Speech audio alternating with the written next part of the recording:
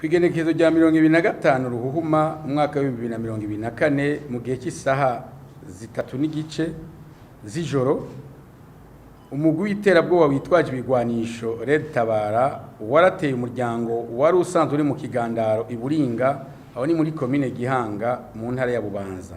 Mbahaye ikaze mu makuru avugwa mu karere u Rwanda ruherereyemo.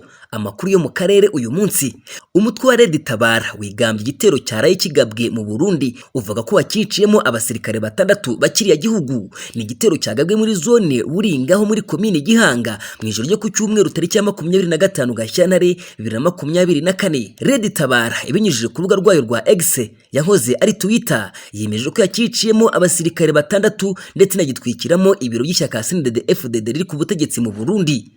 Yagize ati: abarwanyi ba Red Tabara mu ijoro ryo ku 25 Gashyantare 2024 bagabye ibitero bibiri ku birindiro bya gisirikare birimo ibiri ku mugezi wa Mpanda ndetse n'ibyahitwa kwa Ndombolo Iburinga.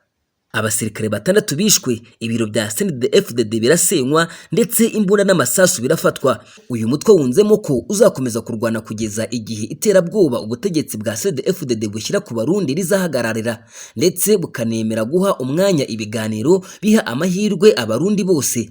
Amakuru avuga ko usibye abasirikare icyo gitero cyaniciyemo abasivile babarirwa mu 10.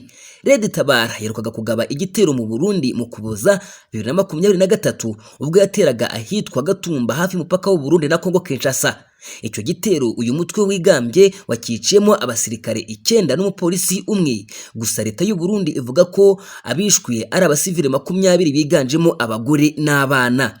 Leta y'u Burundi nyuma yacu kandi yahise yikoma u Rwanda ndetse inafunga imipaka nyuma yo kurushinja kuba ari rwo ruha ubufasha umutwe wa Red Tabara.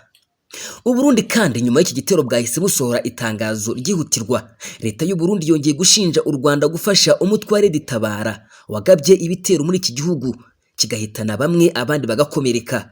Igitero cyatumye u Burundi bwongera gushyira u Rwanda mu majwi ni cyagabwe ku cyumweru tariki ya 25 Gashyantare 2024 mu gace ka Buringa muri commune Gihanga mu ntara ya Bubanza.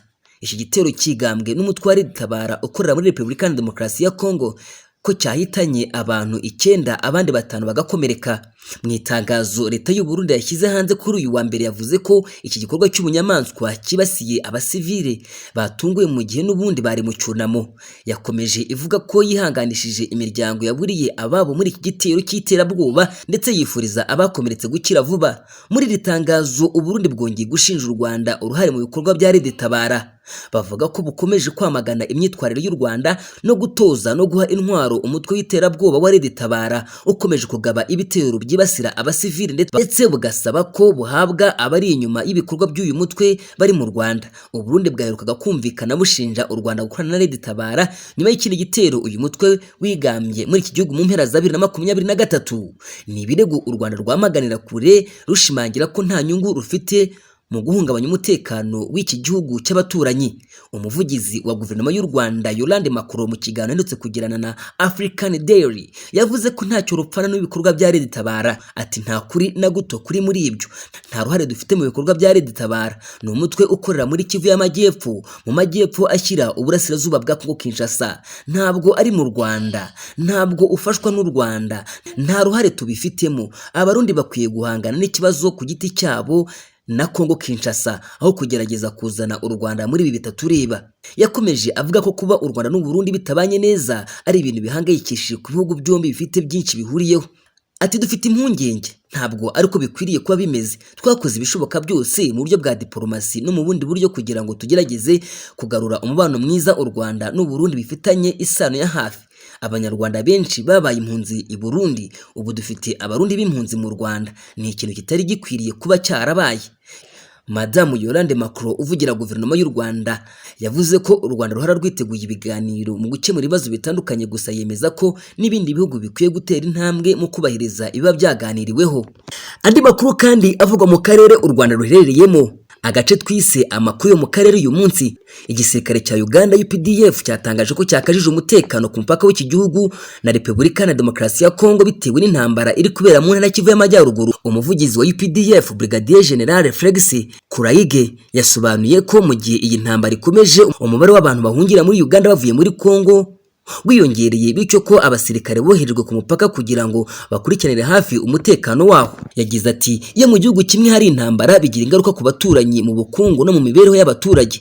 Ubu hari abantu bari kwambuka muri Uganda bava muri Congo Kinshasa ariko UPDF iri mu kazi. Turi gukora ibishoboka kugira ngo ku ruhande rwacu rw'umupaka rutekane nubwo hari ibiri kuba muri Congo Kinshasa.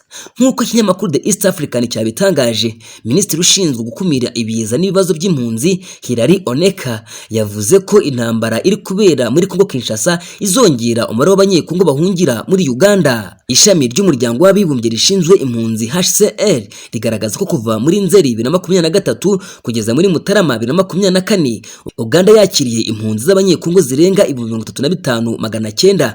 Muri iki gihe imirwano hagati y'ingabo za Congo FARDC n'umutwe witwaje intwaro wa M23 iri kubera mu bice byo muri teritwari ya Masisi hafi y'umujyi wa Sake. Buri ruhande rushinja urundi ubushotoranyi.